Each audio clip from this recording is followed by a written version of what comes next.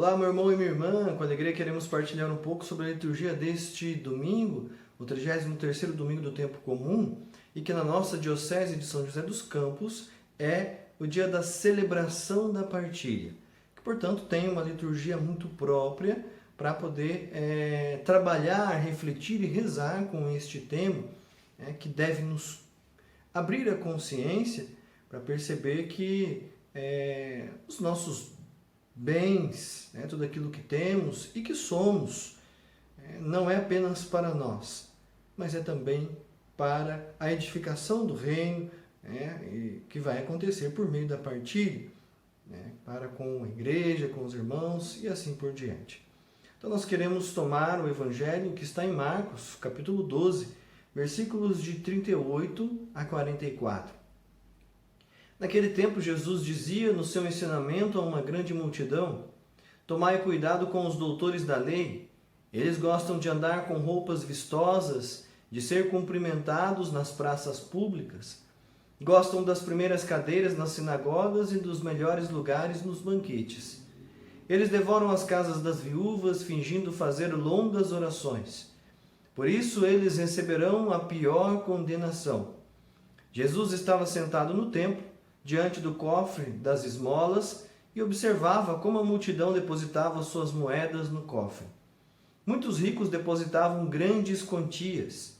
Então chegou uma pobre viúva que deu 2 pequenas moedas que não valiam quase nada. Jesus chamou os discípulos e disse: em verdade vos digo, esta pobre viúva deu mais do que todos os outros que ofereceram esmolas. Todos deram do que tinha de sobra, enquanto ela, na sua pobreza, ofereceu tudo aquilo que possuía para viver. Palavra da salvação, glória a vós, Senhor. Então nós temos diante de nós, meus irmãos e minhas irmãs, no evangelho de hoje, uma contraposição entre dois tipos diferentes: os fariseus e a viúva. Os fariseus, vai dizer, gostavam de chamar a atenção, gostavam de ostentar a sua capacidade de conhecer a palavra de Deus, o cumprimento da palavra, a sua santidade, a sua pureza. Por isso se sentiam separados dos outros, melhores do que os outros. E ainda vai dizer que eles devoravam as casas das viúvas, ou seja, tiravam as coisas das viúvas no sentido de que manipulavam, enganavam e acabavam enrolando as pobres senhoras. Isso significa que os fariseus, eles confiavam em si mesmos, na sua força, no que eram capazes de fazer, e não em Deus de verdade. Se diziam homens de Deus, mas confiavam em si mesmos. Eram egoístas, ávidos por dinheiro. E o egoísmo faz com que nós queiramos tudo para nós, do nosso jeito, do jeito que eu penso. Os bens têm que ser para mim. Eu sou a medida de todas as coisas. E por outro lado nós temos a viúva. É importante lembrar a situação da viúva naquele período. A viúva que não tinha ninguém para ajudá-la no sustento, perdeu o esposo, se não tinha mais filhos, ou se não tinha filhos, ou os filhos estavam distantes, ou alguma coisa assim, ela não tinha quem a sustentasse, trabalhasse para sustentá-la. Então, normalmente, elas dependiam da boa vontade das pessoas. Então, aqui a gente percebe, inclusive, um agravante para o fato dos fariseus abusarem das viúvas, no sentido de quererem aquilo que elas tinham. Mas é muito interessante perceber como aquela viúva elogiada por Jesus, ela entrega 2 moedinhas que quase não valiam nada, mas valiam muito porque eram o último sustento que ela tinha. Portanto, aquelas 2 moedinhas valiam mais, disse o próprio Jesus, do que as grandes quantidades do que as pessoas ricas deixavam no cofre do templo. Por quê? Porque junto com aquelas 2 moedinhas estava a confiança daquela viúva de que Deus cuidava dela. Então veja que Enquanto aqueles que se diziam de Deus não confiavam em Deus, mas em si mesmos e no dinheiro que arrecadavam, ela, né, simples e humilde, ela confiava muito mais em Deus ao ponto de dar todo o seu sustento para Deus. E daqui nós aprendemos duas coisas importantes com esta viúva, essa simples e humilde viúva. Duas palavras essenciais para a nossa vida espiritual e material: reconhecimento, né, e confiança. Eu reconheço que Deus me deu tudo. Deus me deu a vida. Deus sustenta a minha vida. Deus cuida de mim. A providência de Deus cuida de mim. Então eu reconheço, né, e confio nessa providência de Deus. Então é importante nós percebermos essa realidade. Quando nós vivemos esta realidade do reconhecer de quem vêm todas as coisas, né, e confiar, nós também aprendemos a olhar, a nos relacionar com os bens materiais com um outro olhar. Né? Com um outro olhar. Por quê? Peraí, isso não é meu, isso vem de Deus. Se Deus quer cuidar de mim, Deus também quer cuidar dos outros. Deus quer cuidar, né, a construção do reino passa por algo que se chama partilha importante.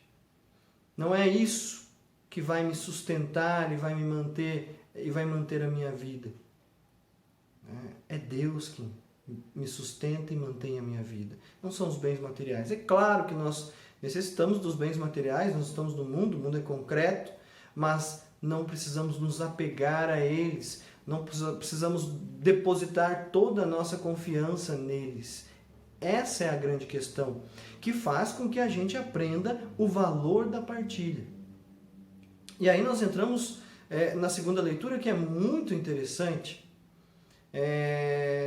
A segunda leitura tem uma frase que diz que Deus nos dá mais do que aquilo que nós necessitamos para viver, em vista das boas obras. O que significa isso? Significa que Deus, na sua providência, no seu cuidado, nos dá mais. Poderíamos ter só aquilo que comer, que beber, o básico do dia a dia, mas Deus nos dá mais. Não apenas para nós guardarmos, acumularmos, e ir comprando e fazendo as coisas e juntando mais e assim por diante. Não, você pode até fazer isso, não há problema. A questão é a motivação, como está o seu coração. E se você tem também dado um pouco disso para as boas obras que Deus já reservou para que você realize. Somos chamados a ser providência de Deus, instrumentos da providência de Deus, instrumentos do cuidado de Deus. Várias vezes já falei isso e é uma grande realidade. Somos chamados a ser sinais de um Deus que cuida na vida das outras pessoas. É importante que nós tenhamos esta realidade em vista. E ainda na segunda leitura vai dizer algo muito importante. Quem semeia com largueza há de colher. Ou seja, quem semeia com generosidade, quem semeia confiando em Deus, né? Quem partilha, quem faz o bem, e isso é o semear aqui, quem lida com esta realidade, você pode ter certeza que nunca há de faltar nada. Nunca há de faltar nada, vai dizer a própria segunda leitura. Por quê? Porque nós vamos entrando na dinâmica da providência de Deus. A dinâmica da providência de Deus. Que quer cuidar de todos nós. Não só de nós que estamos recebendo, mas dos outros, os necessitados, os carentes. Por quê? Porque nós somos, dentro da dinâmica da providência de Deus, o cuidado de Deus. Nós não podemos perder isso de vista jamais. Jamais. E aí a primeira leitura nos traz também uma outra realidade da partilha. A leitura do profeta Ageu, a reconstrução do templo, não é? E o que é que aparece ali? O povo tinha as coisas, mas não tinha em abundância. Não conseguia viver aqueles bens, aquelas coisas todas da melhor maneira possível. E Deus ainda lhes faz uma proposta. Me ajudem, doem um pouco para a construção do templo e vocês vão ver as coisas mudarem na vida de vocês. Ou seja, Deus pede deles a confiança. A gente às vezes para muito no material. Eles pedem o material. Não. É mais do que isso. É uma atitude espiritual. É uma atitude interior. Se chama confiança. Aquele povo começou a doar, o templo do Senhor foi reconstruído e eles passaram a viver muito melhores. E é claro, nós não podemos também olhar pelo lado do mercantilismo. Eu dou para receber. Não é isso que Deus pede de você. Isso não é confiança. Isso aí é comércio com Deus. Né? Isso daí significa segundas intenções na sua relação com Deus. Isso é triste. Né? Isso não é a atitude de um cristão. Isso não é a atitude de alguém que confia de verdade em Deus. Quer fazer de Deus seu fiador. Quer fazer com que Deus tenha Você quer ter um crédito com Deus, né? Quer que Deus seja um devedor a você. Daí você pede o que você quiser. Não, não é isso. Isso não é uma atitude de amizade, de relação verdadeira, de amor verdadeiro com Deus. Nós não podemos fazer assim. Como que nós devemos fazer? A segunda leitura nos traz uma frase muito importante. Quem dá, dê com alegria. Aliás, Deus se alegra com quem dá com alegria. O que significa isso? Quem dá com alegria, quem partilha com alegria, tem essa alegria porque no coração tem a confiança de que Deus cuida, de que está fazendo bem, está fazendo a obra de Deus e de que isso para ele já é o melhor. Existe uma outra passagem do Evangelho que diz: é melhor dar do que receber. É melhor dar do que receber.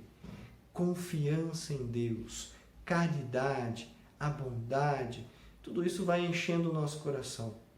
Veja, nós também somos chamados, portanto, a partir do livro do profeta Ageu, a pensar no dízimo como uma forma de contribuir com a igreja em todos os seus trabalhos, desde a manutenção da igreja, afinal de contas, as contas de água, de luz, todo o material litúrgico que é comprado, até mesmo para Santa Missa, o vinho, as hóstias consagradas, as velas, os funcionários, as obras de caridade, manutenção do seminário, tantas coisas que necessitam da nossa ajuda, e você pode fazer isso através do dízimo.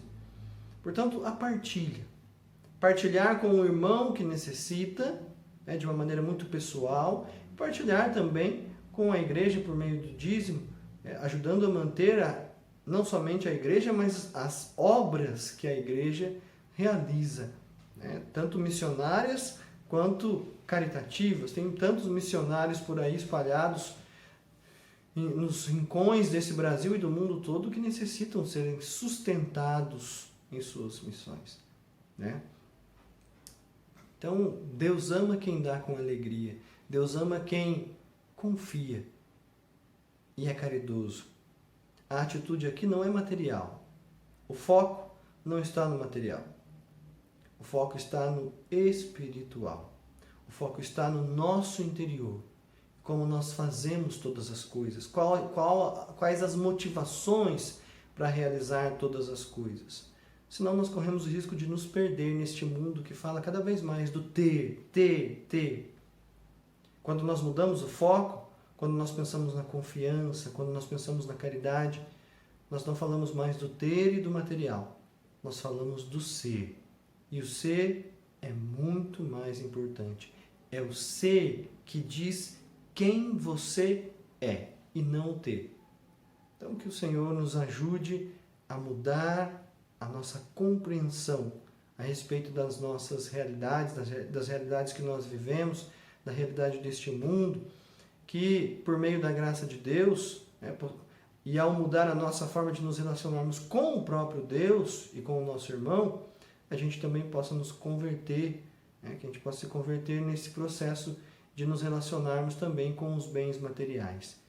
Nós não dependemos deles, não podemos ser escravos deles, não podemos nos submeter a eles. Ao contrário, eles estão aí para serem usados para a maior glória de Deus. Sobre vós, sobre a vossa família, desça a bênção de Deus Todo-Poderoso, Pai, Filho e Espírito Santo. Amém.